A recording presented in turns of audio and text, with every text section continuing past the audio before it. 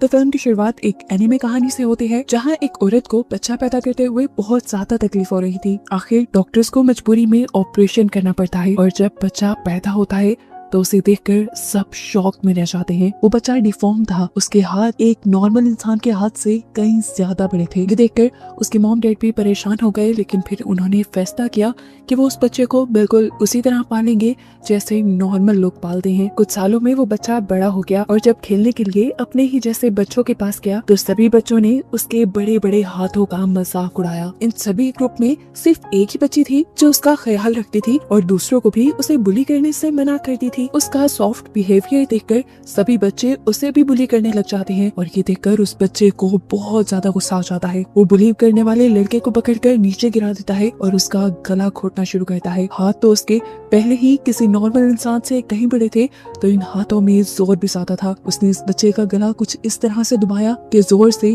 उस बच्चे की आंखें ही पॉप होकर बाहर निकल गई और तभी से इस बच्चे का नाम पॉपाइज बन गया। उसके मॉम डैड को जब पता चला कि पॉपाइज ने ये किया है तो उन्होंने उसे बेसमेंट में बंद कर दिया, जहाँ एक दूसरे दरवाजे से उसे मिली एक दोस्त जो कौन थी, कहाँ से आई थी, पॉपाइज नहीं जानता था। लेकिन ये दोनों एक दूसरे से बातें करने लगे लेटर्स के जरिए और इनके दरमियान दोस्ती गहरी हो गई। खैर पता चला कि पॉपाइज के एक बच्चे को मारने की खबर अब पूरे टाउन में फैल चुकी थी। टाउन वाले लोग बहुत ज्यादा गुस्सा हो गए और उन्होंने फैसला किया कि वो पॉपाइज का घर ही जला देंगे। उनका घर जलने की वजह से पोपाई के मॉम डैड की वहीं पर मौत हो गई। पोपाई ने अपने बेसमेंट वाली दोस्त से पूछा कि उसे अब क्या करना चाहिए। दोस्त ने कहा कि तुम अपनी जान बचाकर यहाँ से भाग जाओ, मैं यहाँ पर सेफ रहूंगी। उसकी बात मानते हुए पोपाई घर से बाहर निकल आया और उसे देखते ही लोग उसके पीछे पड़ गए। पोपाई भागते हुए एक लेक तक चला गया और जब लोग यहाँ पर पहुंचे तो उन्होंने देखा कि पोपाई नदी में डूब चुका था। वजन ज्यादा होने की वजह से वो तैर नहीं पाया और नीचे गिरता चला गया और यहाँ सब लोगों को लगा कि पॉपाई मर चुका है और किसी ने भी उसकी लाश को निकालने तक की कोशिश नहीं की और सब यहाँ से चले गए। खैर अब 15 साल का वक्त इस कहानी में गुजर जाता है और ओरिजिनल मूवी स्टार्ट हो जाती है। हम 3 यूट्यूबर्स को देखते हैं जो पॉपाइज के घर के पास ही अपनी हॉन्टिंग वीडियो शूट करने के लिए आए हुए थे। ये लोग वीडियो बनाना शुरू करते हैं तो यूट्यूबर बताती है कि पॉपाइज के मरने के 15 साल बाद कई लोगों ने क्लेम किया है कि उन्हें जिंदा पॉपाइज यहाँ पर दिखा है। उसे एक बार नहीं कई बार यहाँ देखा गया है और माना जाता है कि वो हर बार फॉग में ही आता है और फॉग में ही चला जाता है। ये रिकॉर्डिंग करते हुए अचानक से कैमरामैन रिकॉर्डिंग बंद कर देती है क्योंकि उसने वीडियो में देखा था कि पीछे से कोई खड़ा हुआ इन तीनों को घूर रहा था। वो घबरा गई थी लेकिन उसके दोनों साथी उसकी बात नहीं मानते। अब वो लड़का इनसे कहता है अब हम पॉपाई के घर के अंदर जाएंगे और उसके पूरे घर को रिकॉर्ड करते हुए उसकी कहानी बताएंगे। कैमरामैन अंदर जाने से मना कर देती है क्योंकि उससे तो बहुत डर लग रहा था। कि बात मानते हुए ये दोनों अंदर चले गए, ये कहते हुए कि अगर तुम्हें बाहर कोई भी गड़बड़ लगे तो तुम हमें आवाज दे देना। अंदर जाकर इन्होंने कैमरा ऑन करके रख दिया रिकॉर्डिंग के लिए और ये दोनों आपस में ही मसरूफ हो जाते हैं। बाहर इनकी कैमरा वुमन भी खड़ी थी जिससे जब अपने करीब से डरावनी आवाजें आती हैं तो वो इन्हें रिकॉर्ड करने लग जाती है और इन आवाजों में किसी के चलने की आवाजें भी थी। ये पॉपाइज ही था जो एकदम से पीछे से उसके ऊपर वार कर देता है जिससे इस लड़की को ज्यादा नुकसान नहीं होता। वो नीचे की तरफ गिर जाती है और जब अपनी आंखों से पॉपाइज को देखती है तो उसका डर से हाल बुरा हो जाता है। यहाँ पर पॉपाइज अपना पाँव उस लड़की के सर पे रख देता है जिससे लड़की का सर क्रैश होकर उसकी वहीं पर मौत हो जाती है। जिसके बाद पॉपाइज अपने घर के अंदर चला गया था जहाँ पर वो दोनों यूट्यूबर्स अकेले थे। पॉपाइज सबसे पहले आकर लड़की के ऊपर हमला करता है और उसका मुंह पकड़कर मुंह ही चीर देता है जिससे उस लड़की की मौत हो जाती है। उसके खून के छींटे उसके साथी के मुंह पे भी गिरे थे। अपनी आंखों से अपनी साथी की मौत देखकर कि लड़का यहाँ से भाग गया और पॉपाई भी उसके पीछे भागा। जब वो ऊपर जा रहा था तो पॉपाइज ने उसे पकड़ लिया। इससे पहले कि पॉपाइज उसे मार देता लड़की के हाथ में एक हथौड़ा लग जाता है जिससे वो पॉपाइज को जख्मी करने की नाकाम कोशिश करता है लेकिन इससे पॉपाइज को कुछ नहीं होता। इसके बाद पॉपाइज उसे पकड़ लेता है और उसका सर दबाते हुए उसकी आंखें बाहर निकालकर उसे मार देता है। इसी घर के बेसमेंट के गेट से तभी एक नोट निकलता है जिसमें लिखा था वेलकम बैक। यानी पॉपाइज की वो दोस्त जो बेसमेंट के इस दरवाजे के पीछे रहती थी वो भी आज तक जिंदा थी। अब सीन कट होकर हमें तारा नाम की एक लड़की को दिखाया जाता है जो आज बहुत ही ज्यादा एक्साइटेड थी क्योंकि पॉपाइज का घर अब उसकी मॉम के नाम हो गया था। पहले वो घर इनकी हिस्ट्री टीचर के नाम था लेकिन न जाने जल्द ही कैसे उनकी मौत हो गई और अब ये घर तारा की मॉम के नाम हो गया था। तारा के डैड उससे कहते हैं तुम्हें ये घर फौरन सेल कर देना चाहिए, इससे पहले कि तुम्हारे साथ भी कुछ बुरा हो। वो हाँ में सर हिला देती है और यहाँ तारा अपने मॉम डैड को बताती है कि वो एक ट्रिप पे जा रही है। हालांकि वो किसी ट्रिप पे नहीं जा रही थी, असल में वो पोपॉयज के घर ही जा रही थी, जिसकी चाबियां उसे मिल गई थी क्योंकि वो घर उसकी मॉम के नाम था। वो अपने साथ अपने पूरे ग्रुप को लेकर जा रही थी। यहाँ सारे दोस्त तारा से पूछते हैं कि हम जा क्या रहे हैं। तब तारा बताती है कि हम पोपॉयज के घर जा रही हैं। ये सुनकर वो सब थोड़ा हैरान हुए क्योंकि सभी जानते थे कि पोपॉयज का घर तो काफी सालों पहले ही जल गया था। तब तारा ने बताया कि कुछ अर्सा पहले उस घर को दोबारा किसी ने बना दिया है, हमें वहाँ रहने में कोई भी तकलीफ नहीं होगी। ये लोग अपना सफर कंटिन्यू कर चुके थे। जंगलों के रास्ते से होते हुए एकदम से कोई उनकी गाड़ी के सामने आ गया। ये एक बूढ़ा आदमी था जो उससे पूछता है कि तुम लोग इस रास्ते से कहाँ जा रहे हो। तारा ने बता दिया कि हम पोपॉयज के घर जा रहे हैं। ये सुनकर वो डर गया और उसने इन्हें वार्निंग दी कि वहाँ मत जाओ, अगर तुम सब वहाँ गए तो तुम मारे जाओगे। पोपॉय अभी जिंदा है, वो फॉग में आता है और अपना काम दिखाकर फॉग में ही गायब हो जाता है। उसकी वार्निंग इन लोगों ने सुनी तो थी, लेकिन इसका कोई असर नहीं लिया था और अपना सफर ये कंटिन्यू कर चुके थे। खैर अब ये लोग पोपॉय के घर पहुंच चुके थे। जहाँ जाते ही इन्हें एक लड़की के चिल्लाने की आवाज आती है। ये लोग डर गए। पास जाकर देखा तो ये उन्हीं की एक ग्रुप मेंबर थी जो यहाँ पर हॉट वाटर टब को देखकर बहुत ज्यादा एक्साइटेड हो गई थी। सब उसे देखकर थोड़ा रिलैक्स हुए, लेकिन फिर इन्होंने नोटिस किया कि इनके फोन में सिग्नल्स भी नहीं आ रहे थे। तारा ने इन सबसे कहा रिलैक्स रहें, थोड़ी देर में सिग्नल्स आ जाएंगे।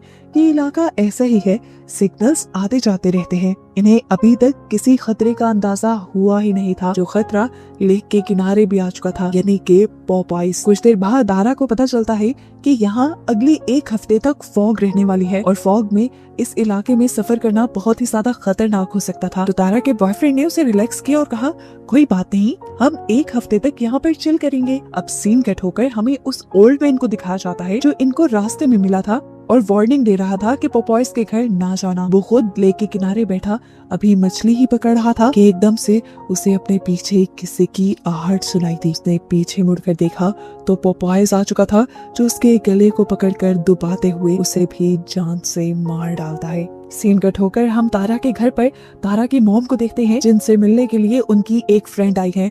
उनका भी बेटा तारा के साथ गया हुआ था ट्रिप पर। उनके पास एक बहुत ही डरावनी खबर थी कि पोपॉयज वापस आ चुका है। न्यूज़पेपर में उसके फोटोज भी छपे थे और ये लोग इस बात को भी जान गए थे कि इनके बच्चे कहीं और नहीं बल्कि पोपॉयज के घर ही गए हैं, यानी उनकी जान खतरे में थी और ये लोग अब उनकी जान बचाने का फैसला करते हैं। इधर बिनी नाम की लड़की के पास उसका एक फ्रेंड आता है वाइन की बोतल लेकर। ये दोनों अभी बातें ही कर रहे थे कि एकदम से इनके दरवाजे की विंडो पर एक भयानक औरत आ गई, जिसे देखकर ये दोनों डर गए। इन्होंने दरवाजा खोला और वो औरत इनके बिना परमिशन इनके घर के अंदर आ गई। वो लड़की इन लोगों से कहती है पोपॉयज वापिस आ गया है और वो तुम सब से अपना बदला लेगा। कैसा बदला, इन लोगों की समझ में नहीं आया। ये बात वो पूछना चाहते थे पर वो औरत वहाँ से चली गई और तारा उसके पीछे भागी। तारा ने जब उसे रोका तो लड़की ने बताया कि पोपॉयज सिर्फ तुम्हारे ही पीछे आया है। ये कहते ही वो वहाँ से चली गई। यहाँ दिखाया जाता है कि तारा की मॉम कॉन्टिन्यूसली तारा को कांटेक्ट करने की कोशिश कर रही थी और उसको ये बताने की कोशिश कर रही थी कि वो लोग एक बहुत बड़ी मुसीबत में फंसने वाले हैं, लेकिन उनका कांटेक्ट तारा से नहीं हो पाता। जबकि यहाँ हम तारा को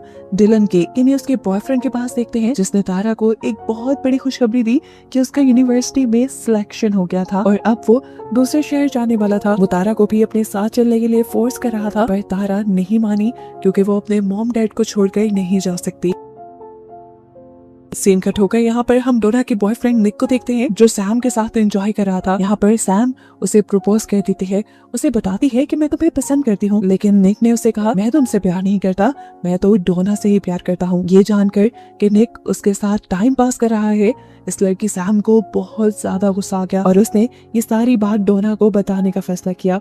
उसने डोना को फौरन से मैसेज भी कर दिया, लेकिन सिग्नल ना होने की वजह से ये मैसेज डोना तक पहुंचा नहीं। ये मैसेज करके अभी वो बैठी हुई थी कि एकदम से उसके पीछे पोपॉय आ गया। पोपॉय ने उसे पानी में चिल करता देखा तो पानी में ही डुबाकर उसका गला दबाकर उसे मार डाला। यहीं पर पोपॉयज के पास वो अजीब डरावनी लड़की आ जाती है जो पहले तारा और से मिल चुकी है। इनकी बातों से हमें यहाँ पर एक ट्विस्ट ये पता चलता है कि बेसमेंट वाली बचपन की पोपॉय की दोस्त यही लड़की थी और ये लड़की उसकी असल में सगी बहन है, क्योंकि वो भी बचपन में पोपॉय की तरह बहुत ही अजीब हरकतें किया करती थी।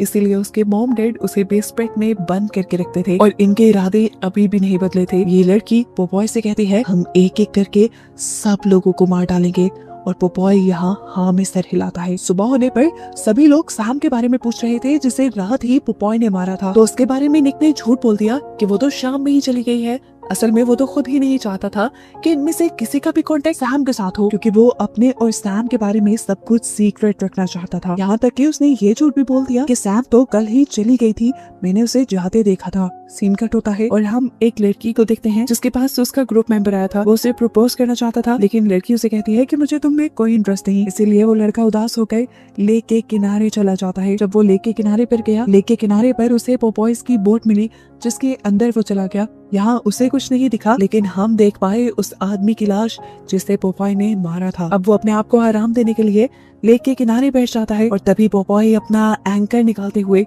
उसके जिस्म के हिस्से के ऊपर हमला कर देता है। अभी वो इसी दर्द से चिल्ला ही रहा था कि पीछे से आकर पोपॉय ने एक रस्सी उसके गले के इर्द गिर्द घुमा दी और उसका दम घोट के उसे मार डाला। आज रात ये लोग दोबारा सब मिलकर एंजॉय कर रहे थे। डोना सबकी पिक्चर्स ले रही थी और तभी डोना के फोन में सिग्नल्स आ गए और उसे सैम का वो मैसेज मिल गया जिसमें उसने लिखा था कि निक उसे धोखा दे रहा है। ये सुनकर वो टूट गई और यहाँ से जाने लगी। निक भी ये बात जान गया था कि उसे किस चीज ने डिस्टर्ब किया है।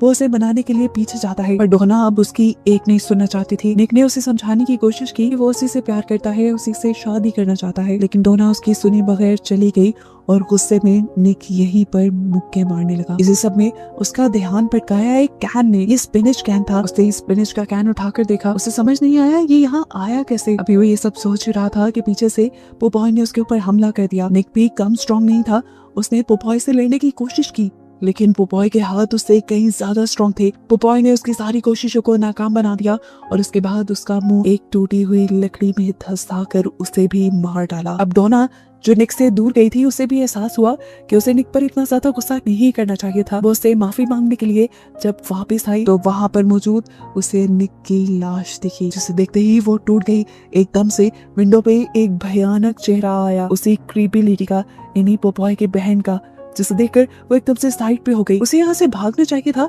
पर वो वहाँ पे खड़ी थी। वो तब तक खड़ी रही जब तक पोपॉय उसे मारने के लिए सामने नहीं आ गया। उसे देखते ही अब वो भागी। जंगल में पहुंचते ही उसने जोर से चीख मारी और उसके दोस्त ये चीख सुनकर चौंक गए। तारा और उसके साथियों ने डोना को ढूंढने का फैसला किया। यहाँ दिखाया जाता है कि डोना भागते हुए एक जाल के अंदर आ गई, जबकि दूसरी तरफ तारा, उसका फ्रेंड डिलन और उनकी तीसरी साथी, वो तीनों मिलकर डोना को ही ढूंढ रहे थे। ये सब करते हुए तारा को एक पिक्चर मिली जो उनकी पुरानी क्लास की थी। इसमें उसकी मॉम और डिलन की मॉम भी थी, क्योंकि वो दोनों ही सेम स्कूल में पढ़ाया करती थी। इस पिक्चर को देखकर ये लोग ये बात जान गए कि ये सभी चीजें आपस में कनेक्टेड हैं। अभी ये लोग ये बातें कर ही रहे थे कि इन्हें दोबारा अपनी साथी यानी डोना की चिल्लाने की आवाज आई और इन्होंने देखा कि पोपॉय ने डोना को एक जाल में बांधा हुआ था और एक थ्रेशर कटर से उसको काट डाला। ये सब अपनी आंखों से देखकर ये लोग चौंक गए। कैथी तो बहुत ज्यादा घबरा गई। यहाँ तक कि जब ये लोग बचकर भागने की कोशिश कर रहे थे तो कैथी गिर गई। इससे पहले कि पोपॉयज उसके पास आता, इनके पास कोई गाड़ी आकर रुकती है जिसके अंदर तारा के मॉम, डैड और डिलन की मॉम थी, जो अपने बच्चों को यहाँ बचाने आए थे। इन तीनों को यहाँ देखते ही पोपॉय जैसे गुस्से से पागल हो गया। उसने डिलन की मॉम को पकड़ा और उसके गर्दन के इर्द गिर्द एक फंदा फंसाते हुए उसे मार डाला। तारा की मॉम और उसके डैड ये सब देखकर बहुत ज्यादा दुखी हो गए और भागते हुए उन्होंने ये बात जाकर डिलन को बताई कि उसकी मॉम अब इस दुनिया में नहीं रही और इन्हें भी जल्द ही बचकर यहाँ से भागना होगा, नहीं तो पोपॉयज इन्हें भी मार डालेगा। कैथी जो अभी इन सब के पीछे थी वो जल्दी से इन लोगों की कार में बैठकर यहाँ से भागने की कोशिश करती है, लेकिन तभी पोपॉयज यहाँ पर आ जाता है और अपने भारी बड़े बड़े हाथों से वो कार को ही उठाकर पलटा देता है। कार के इंजन से पेट्रोल लीक होने लग जाता है, जिसमें आग लगाकर पोपॉय इस कार के साथ साथ कैथी को भी जलाकर मार देता है। इस टाइम हम देखते हैं कि तारा की मॉम और डिलन एक रूम में थे। तारा उनसे पूछती है आखिर ये सब चल क्या रहा है, तो तारा की मॉम यहाँ पर सारी कहानी का प्लॉट रिवील करती है। ये बात है आज से 15 साल पहले की, जब पोपॉय भी आम बच्चों के साथ इसी टाउन में रहता था। वो देखने में सबसे अलग था, इसीलिए सारे बच्चे उसे बुली किया करते थे और सिर्फ एक तारा ही थी जो उसका हमेशा साथ देती थी। यानी मूवी के स्टार्ट पे हमने जिस छोटी बच्ची को देखा था जिसे पोपॉय का साथ देने पर बाकी बच्चे बुली करने लगे थे, वो तारा ही थी। लेकिन बाकी बच्चों ने उसके साथ बहुत ही बुरा किया। एक दिन जब ये बच्चे तारा को बुली करने लगे तो पोपॉय को बहुत बुरा लगा और उसने एक बच्चे को ही मार डाला। और जैसे ही ये बात टाउन वालों को पता चली तो टाउन वालों ने आकर उसके घर पर धावा बोल दिया, जिसमें उसके मॉम डैड मारे गए। लेकिन पोपॉय भाग निकला और अब वो अपने मॉम डैड का और अपनी इज्जत का बदला लेने के लिए यहाँ आया है। वो उन सारे बच्चों को ही मार डालेगा जिनकी वजह से ये पोजीशन उसके ऊपर आई थी। तारा की मॉम बताती हैं कि पोपॉयज के मॉम डैड के मर जाने के बाद ये घर इनहेरिटेंस में ले लिया गया था। यानी सोसाइटी वालों ने फैसला किया था कि ये घर सोसाइटी के ही किसी मेंबर के पास जाता रहेगा, वो भी अल्फाबेटिकल ऑर्डर में। लेकिन जिसके पास भी ये घर जाता वो इंसान कुछ ही अरसे में मारा जाता और अब ये घर उनके नाम हुआ था। इसीलिए तो वो इस घर को जल्दी बेचना चाहते थे। इसीलिए वो चाहती थी कि तारा हमेशा इस घर से दूर रहे ताकि उसकी जान सेफ रहे। अभी ये लोग बात ही कर रहे थे कि बाहर दोबारा पोपॉय की बहन आ गई, जिसने आते ही तारा के डैड के ऊपर हमला करके उन्हें मार डाला। उसके हाथ में एक चाकू था जिससे उसने तारा के डैड को स्टैब किया था और अब वो दरवाजा तोड़ के अंदर आ गई। तारा के सामने खड़े होकर उसने तारा से कहा कि पोपॉय सिर्फ तुम्हें पसंद करता है और तुम्हारे अलावा वो सबको मार डालेगा। ये कहते ही उसने अब तारा की मोम के ऊपर अपनी चाकू से स्टैब करके हमला कर दिया। तारा की मोम जख्मी हो गई कि देखकर तारा को भी गुस्सा आया और उसने पास पड़ा केरोसिन ऑयल उसके ऊपर छिड़क दिया। वो लड़की चिल्लाने लगी और ये लोग मौका देखकर यहाँ से भाग गई। गुस्से में ये औरत अब उनके पीछे भागी थी और उसने तारा को पकड़ भी लिया। वो तारा के ऊपर आ गई। इससे पहले कि वो तारा को स्टैब करके मार देती, पीछे से डिलन वहाँ पर आग लगा देता है। केरोसिन ऑयल उसके ऊपर पहले ही डला हुआ था। आग तेजी से भड़क गई और वो लड़की मारी गई। वो बॉय जब तक यहाँ पर आया उसकी बहन मर चुकी थी। ये देखकर वो गम और गुस्से से पागल हो गया। उसके सामने इस टाइम तारा की मॉम थी। उसे लगा कि इसी ने उसकी बहन के साथ ये सब किया है, इसीलिए उसने पीछे से पकड़कर उसकी मॉम का गला दबाते हुए उसे मार दिया। और तारा ने जब ये सब देखा तो वो टूट गई। पोपॉय ने अब डिलन के ऊपर भी हमला कर दिया था। वो डिलन को इससे पहले के मार देता, तारा ने होशियारी दिखाई और एक ट्रक के ऊपर चढ़कर उसे चलाते हुए उसने पोपॉय के ऊपर चढ़ा दिया, जिससे पोपॉय मर गया और ये दोनों बच गए। इतने सारे लोगों में सिर्फ ये 2 लोग ही बचे थे। अब तक सुबह भी हो चुकी थी। ये लोग टाउन से बाहर जाने की प्लानिंग ही कर रहे थे, लेकिन उससे पहले ही पोपॉय दोबारा से आ गया और उसने अब तारा को पकड़ लिया। और बस यही दिखाते हुए ये कहानी